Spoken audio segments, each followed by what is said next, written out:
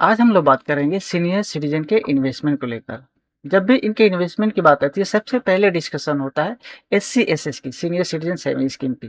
तो क्या इनके लिए भी कोई ऐसी स्ट्रेटजी है जिसके थ्रू इस 8.2% के जो है 11-12% तक ले जाया जा सकता है? और ऐसा बिल्कुल नहीं कि आप, मैं बताऊंगा कि आप इक्विटी में डालिए, शेयर मार्केट में लगा ऐसा करें, बिल्कुल ही नहीं। जो इंटेंशन इनका होता है कि इनका प्रिंसिपल सेफ रहे, इस चीज़ को मद्देनजर रखते हुए ऐसी जगह जहाँ पे इनका कैपिटल जो है, प्रिंसिपल जो है, मोर और लेस पहले की तरह सेफ रहेगा। जी हाँ, बिल्कुल संभव है। चलिए बिना किसी तरह के वीडियो में आगे बढ़ते हैं। वीडियो कहीं से भी अगर अच्छी लगे तो एक लाइक एक शेयर जरूर कीजिएगा, चैनल को सब्सक्राइब करना बिल्कुल ही नहीं भूलिएगा। इन्फ्लेशन जो है 6 से 7% का है। अगर आप 8.2% मिलता है कहीं से आपको, तो आप हार्डली जो है इन्फ्लेशन को बीट कर पाएंगे। अब इसका चलिए कुछ हिस्टोरिकल जो एस सी एस एस का रिटर्न देख लेते हैं। 2004 से 2012 तक का ये करीबन 9% का रिटर्न दिया है। 12 से 15%, 2012 से लेकर 2015 तक में ये करीबन 9.5% के आसपास रिटर्न दिया है। 2022 से 2023 में ये 7.4 से लेकर 7.6%। करेंटली अभी जो है इसका 8.2% रेट ऑफ इंटरेस्ट है। अगर आज के डेट में आप अकाउंट खोलते हैं तो ये रेट ऑफ इंटरेस्ट आपको देखने को मिलेगा। यानी कि 6 से 7% का इन्फ्लेशन इसमें आप अगर कंसीडर करते हैं तो अल्टीमेटली डाउन द लाइन आपको इफेक्टिव जो आपको ग्रोथ मिलेगा आपके इन्वेस्टमेंट पे करीबन आधा से 1% के आसपास का होता है। यहाँ पे हम लोग बात कर रहे हैं जिस चीज़ की, वो है हाइब्रिड म्यूचुअल फंड। अब देखिए, म्यूचुअल फंड में बहुत तरह के म्यूचुअल फंड होते हैं, इक्विटी होते हैं, कमोडिटी रिलेटेड म्यूचुअल फंड होते हैं, डिफरेंट वैरायटी से। लेकिन हम बात कर रहे हैं हाइब्रिड। हाइब्रिड यानी कि इसमें मिक्स रहता है। अब हाइब्रिड म्यूचुअल फंड की एक खासियत है, इसमें दो तरह के फंड होते हैं। एक होता है फंड आपका जो होता है एग्रेसिव टाइप का fund, aggressive hybrid mutual fund, और एक होता है कंजर्वेटिव हाइब्रिड म्यूचुअल फंड। अब एग्रेसिव हाइब्रिड म्यूचुअल फंड क्या होगा, इसमें क्या है, जो आपका फंड हाउस है वो आपका 75% जो है फंड जो है वो इक्विटी में लगाता है, और 25% फंड जो है वो आपका डेट में लगाता है। तो इसका मतलब क्या है, यहाँ पे थोड़ा सा हायर रिस्क है। ऑब्वियसली हायर रिस्क रहता है तो हायर रिवार्ड का भी चांस रहता है यहाँ पे, तो चांस भी है, हायर रिवार्ड भी इसमें मिल सकता है। लेकिन क्योंकि यहाँ हम लोग बात कर रहे हैं सीनियर सिटीजन की, तो उनका रिस्क एपेटाइट जो है, रिस्क जो कैपेसिटी है वो कम होता है, वो रिस्क लेना नहीं चाहते, सेफ रहना चाहते हैं। तो उनके लिए ये वाला एग्रेसिव हाइब्रिड फंड हम लोग बिल्कुल ही नहीं चुनेंगे। हम लोग यहाँ पे देखेंगे कंजर्वेटिव हाइब्रिड फंड के बारे में। कंजर्वेटिव हाइब्रिड फंड क्या हो गया, वो हाइब्रिड फंड जो 75% आपका फंड जो है वो डेप्ट में, सेफ्ट एसेट वगैरह में इन्वेस्ट करेगा, जैसे कमर्शियल बॉन्ड हो गया, फिक्स रिटर्न जहाँ से आ सके वैसे जगह हो गया 75%। और सिर्फ 25% आपका फंड जो है वो मार्केट लिंक्ड जो है उसमें आपका रहेगा। ठीक है, तो आपका यहाँ पे जो रिस्क है वो मिनिमाइज हो गया। आपका मैक्सिमम पोर्शन ऑफ आपका फंड जो है वो आपका फिक्स है, वो आपका जो है सिक्योर है, जहाँ पे आपका जो है सिक्योर लेवल बहुत ही कम है। 75% डेप्ट या फिर सेफ एसेट में आपका लगा हुआ है। ओनली 25% आपका जो है इन्वेस्टमेंट जो है आपका इक्विटी वगैरह में रहेगा, जो मार्केट लिंक होता है। ठीक है, तो यहाँ पे क्या है, आपका जो अल्टीमेटली हाई रिस्क कम जाएगा। यहाँ पे हाई रिस्क कम जाएगा तो आपका रिटर्न जो थोड़ा सा आपका कंपेरेटिवली लो होगा। लेकिन अगर हम हिस्टोरिकल सीएजीआर देखें तो करीबन 8 से लेकर 15% तक का हिस्टोरिक, अगर हम लोग ऐतिहासिक रिटर्न देखें तो 8 से लेकर 15% तक रिटर्न हम लोग को यहाँ से आपको देखने को मिल जाएगा कंजर्वेटिव हाइब्रिड फंड में, जो कि आपका हिस्टोरिकल अगर डाटा देखें तो जहाँ पे आपका रिस्क जो है वो बहुत ही कंपेरेटिवली कम हो जाएगा अगर आप एग्रेसिव से कंपेयर करते हैं तो अगर आप यहाँ पे दो केसेस होते हैं। मान लीजिए आपका फंड कुछ एक्स्ट्रा, बहुत लोगों का होता है कि भाई 30 लाख से ज़्यादा का भी है, क्योंकि 30 लाख आप अपना SC/SS में लगा सकते हैं। तो फंड अगर उससे थोड़ा आपका ज़्यादा है तो आप एक जगह एलोकेशन ना करके आप पहले SC/SS में लगा दीजिए, सेफ साइड पे, जहाँ पे आपका प्रिंसिपल सेफ रहेगा, आपका जो 8.2% मिल रहा है। अगर उसके बाद भी फंड आपके पास हाथ में बचता है तो आपको क्या है कि डाइवर्सिफाई थोड़ा करना पड़े। अपना म्यूचुअल फंड जो है ये हाइब्रिड कंजर्वेटिव वाला म्यूचुअल फंड में आप इन्वेस्ट कीजिए, जहाँ पे आपका, यहाँ भी आपका फंड जो है, आपका पैसा जो है सेफ रहेगा बहुत हद तक। क्योंकि 75% जैसे हम लोगों ने डिस्कस किया कि डेप्ट में इन्वेस्टेड होता है, ओनली 25% ही आपका फंड का मार्केट लिंक होता है। तो यहाँ पे अगर हम लोग हिस्टोरिकल डाटा देखें, हिस्टोरिकल रिटर्न देखें तो 8 से 15% का हम लोग यहाँ पे रिटर्न देखने को मिल जाएगा।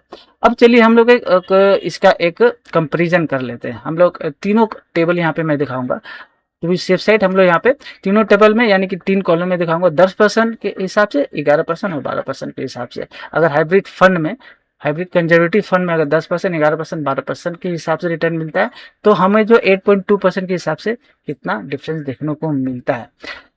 सबसे पहले देख लेते हैं कि 30 लाख का इन्वेस्टमेंट है, क्योंकि आपका एससीएसएस में 30 लाख इन्वेस्टमेंट करते हैं, तो हम लोग 30 लाख के इन्वेस्टमेंट पे देख रहे हैं। यहाँ पे 30 लाख का इन्वेस्टमेंट में आपका जो है एससीएसएस में आपका पूरे साल में, एक साल में एनुअल जो रिटर्न मिलेगा 2.46 मिलेगा, 2,46,000 मिलेगा। ठीक है, वहीं पे अगर हाइब्रिड फंड में अगर लगाते हैं आप, तो 3 लाख आपको यहाँ पे रिटर्न मिलेगा।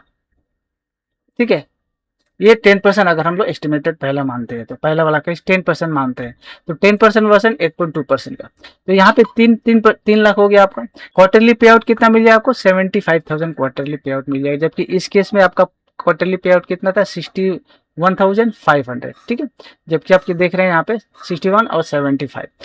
एडिशनल एनुअल इनकम आपका हो जाएगा इसमें 54,000 के आसपास। अगर आप 10% भी पकड़ते हैं हाइब्रिड फंड से, तो आपका जो है एस्टिमेटेड जो आपका एक्स्ट्रा इनकम जो होगा एडिशनल, वो 54,000 के आसपास आपको मिलेगा।